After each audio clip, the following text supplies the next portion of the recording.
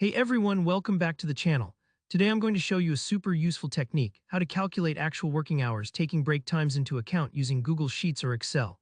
By the end of this tutorial, you'll know exactly how to set up a timesheet or work log that automatically shows how many hours you've really worked, not just how long you were at the office. This is such a handy skill, whether you're managing your own hours or tracking a small team. Let's dive right in. Imagine you've got a basic table, maybe for tracking your daily work. You set up 4 columns: the start time, the end time, the break time, and finally the column where we want to show the total work time. Your data might look something like this. You start at 8:00 a.m., finish up at 5:00 p.m., and you've taken a 1-hour lunch break. On another row, maybe you started at 9:15 a.m., clocked out at 6:00 p.m., and took just 45 minutes for a break. You get the idea. Here where the magic formula comes in.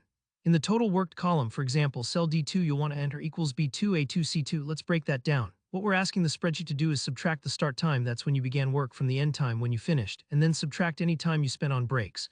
So you're not just counting the entire stretch between when you arrived and left, but you're accurately removing the time when you weren't actually working. If you think about it, it's kind of like measuring only the clear parts of a ruler, skipping over the blocked out spaces for breaks. One thing that can trip people up here is the formatting. For this subtraction to work seamlessly, both your start and end times, columns A and B, need to be entered in time format like 8:00 a.m. or 3:30 p.m.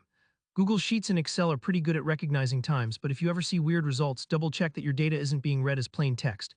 If you need to set the format, just highlight those cells, right-click, and select the time format. For the break time, use what's called duration formatting. Enter your 1-hour break as 1:00 and a 30-minute break as 0:30. Try to avoid 1h or 30 min, stick to the hour-minute format to keep things running smoothly. If you're typing this in and notice that Excel or Sheets isn't recognizing it, try formatting that column as duration first. This will save you headaches later on. After you type in the formula, you might see a funky number or a series of pound signs. That just means your cell isn't formatted to show time properly yet. All you need to do is select the total worked column, right-click, and choose the duration or time format depending on your software.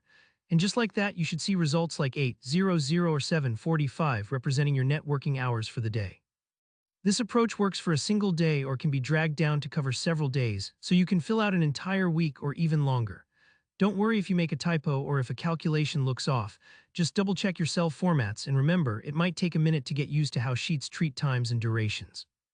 If you want a simple, reliable way to track real working hours, especially if you freelance, manage employees, or just want to be organized, this formula will save you so much time. I hope you found this tutorial helpful. If you did, give the video a thumbs up, and if you have any questions or need troubleshooting tips, leave them in the comments below. And of course, don't forget to subscribe for more easy and effective tutorials just like this one. Thanks for watching, and I'll see you in the next video.